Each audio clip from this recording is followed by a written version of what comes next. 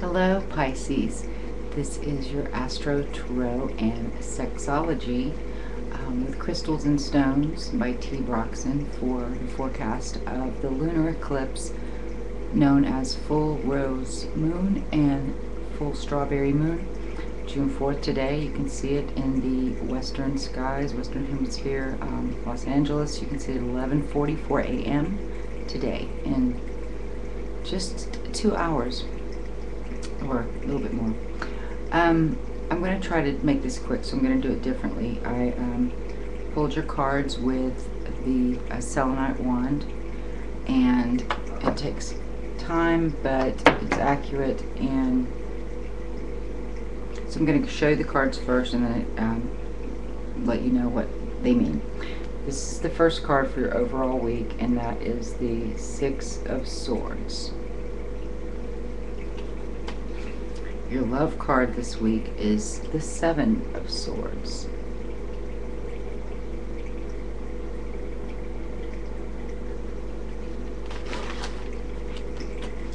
Your third card is the full rose moon wisdom card, and that is the Two of Wands.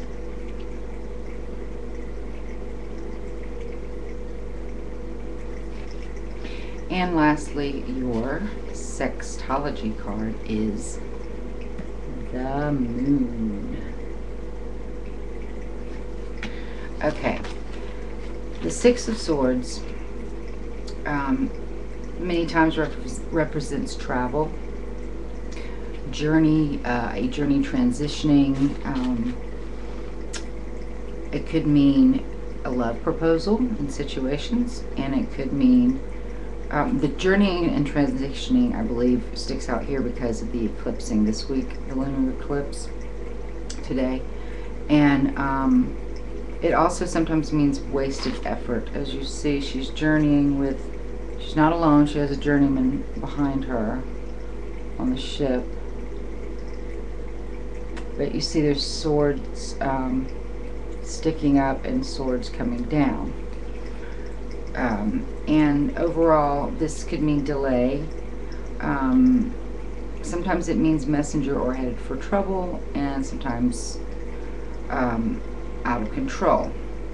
So I'd say that you are to, Pisces, you were to speak up and ask for help this week, because I feel that you are going to need it. And I think that that if you just realize that you're really on a journey, this is even though it's a swords suit, it's in the water, you see, and you're a water creature, so you're fish, you're two fish. So I like to say two koi, just because that's what I think of. But let's see, what else did I have for you? You don't want to have wasted efforts because you didn't ask for help this week. Now the Seven of Swords is an Aquarian card, and we see the magpie, we see the thief sneaking in. This card represents, in your love card, it does represent chaos, hidden motives, confidence is betrayed. But you don't want to get too sensitive with the eclipse and the lunar effects and the tide for water signs, you know. And the magpie in the card says, all that glitters isn't gold. So be astute this week in matters of the heart. And yeah, magpies are known for picking up glittery objects. So that's where I got that. Okay, good stone also, if you do travel this week, is moonstone, and I don't have mine to show you right now because it's very little and I wear it sometimes. So I will show you though on another video.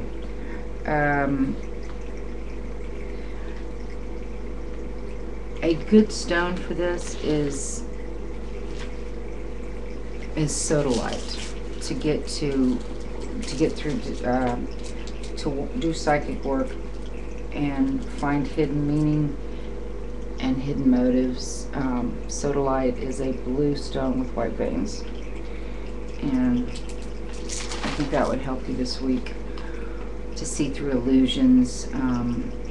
It helps the psychic eye in uncovering deceptions the moonstone does the same. So, and then the Two of Wands was your full Rose Moon Wisdom card. And this Two of Wands represents self-assuredness, preparation, rule, vision, but also that a choice needs to be made. You see the two, you see the keys, and or you see the one key that is almost intertwined in the ribbon from the wands, showing that you can have the key, but only the key is to which? Is it to both? It's a decision that has to be made by you this week, so that's your wisdom card to be aware of. It also means vision, so you should have a lot of intuitive inner work going on this week with the lunar moon. You know, moon is for dreaminess and intuitiveness, but just make sure that you don't get wishy-washy in decision making with this choice that needs to be made, or being upfront and saying what's on your mind, because sometimes you have a tendency to, well, you don't like to say what's on your mind. You don't. And this is a good book for you for that. Tung Fu. How to deflect, disarm, and diffuse any verbal conflict. This is by Sam Horn. And, okay, where are we at? We're at 6:45. I must hurry. Okay, your sensuality card and intimacy card this week, or your sextology card, is the moon. And it's dreamy, moody, secretive, games of timidity. You'll be the bottom more than not this week. This card shows a lot, an abundance of feminine energy, and that's what's going on with the lunar phase and the eclipse. A lot of signs are realizing and embracing more their feminine energy, and you're a part of that this week. It's fully awakened this week, and magic can happen. That's because the moon card is also magic. It also can mean deception. The moon's very secretive, so you had that in the Seven of Wands come up in your love. So be very conscious of, well, we've already talked about that, Sodalite will help. Don't be self-conscious or overly body conscious, so that you can fully enjoy yourself in love this week. And the woman on the card is fully nude, and she's happy being in her birthday suit, and fully basking in the silvery moonlight. And this card also means illusion, fantasy, imagination, so let your imagination soar. To tap the moon for new creative ways to please and be pleased this week. And a really good stone for passion, sexual energy is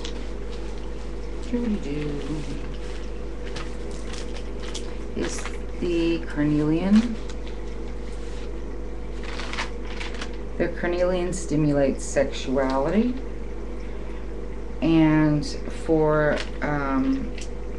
another intimacy booster this week, that stimulates the heart and passions, rose quartz, but also this rhodochrosite is excellent for having a healthy, sensual side to yourself. Also some stones that will help you with clarity and not being deceived is, of course, the clear crystal quartz. It's a 6-pointed one, a phantom crystal. Ametrine. And, of course, tiger's eye. And for you, since you're a water sign, seashells. Seashells, things with the color peacock ore helps in getting to the root of the matter of things. And this chrysalis helps with relieving stress and helps with alleviating whatever comes about, you know, just emotions. It helps soften the blow of things. Also, this is very good for getting to the heart of the matter and things. Amethyst point, very intuitive. And this is a wonderful stone for you. This is perfect. This totally reminds me of you, Pisces. This is one of my favorites. It's like a purple and aqua, purple and aqua banded agate.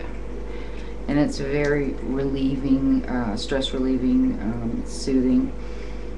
And I have one more, but I'm going to go ahead and get to the other sextology. Okay. Another good stone for you is, because it's your birthstone, is fluorite. That's why I had it out. For Pisces, this is a violet fluorite. You can see I like things in either shark's teeth or shark fins, and this is like a purple stripe. Anyway, that's fluorite for you. And clear quartz, I've shown you, that's a great stone for Pisces. The shells, I have my other shells up here, and oh, this is a good one for you, abalone. And bloodstone, and this one's in the shape of a shark's tooth, like I said. And amethyst, we've covered that. Okay, now it's the interesting part. The female Pisces sexually needs ongoing reassurance of love. She'll repay in intuitive ways of her sensuality. She's liberated in these ways and easily aroused. She enjoys setting the scene for love. She will most likely comply with what's known to others as aberrant or abnormal. And the Pisces man isn't forthright with his words, no declarations usually. He's very much like fish, hard to catch due to instability at times. Always expect him to surprise you. He's sensuous and a good mate, charming, tender, and understanding. He loves secret romances, or, yes, affairs. He needs stability in his partner. Romance is a revolving door for him, though, so that may be partners. Most times, he loves to play with fire and ice, literally. You rarely know where you stand with him because he is elusive. And they've many admirers, these Pisces men. Give and receive. Both the Pisces man and women love to give and receive foot massages. And don't be impatient with him, or he'll brood like a child and be very sensitive. Excuse me. Pisces men enjoys a sense of humor, and I have to cut this off before it cuts me off. Part 2 coming up.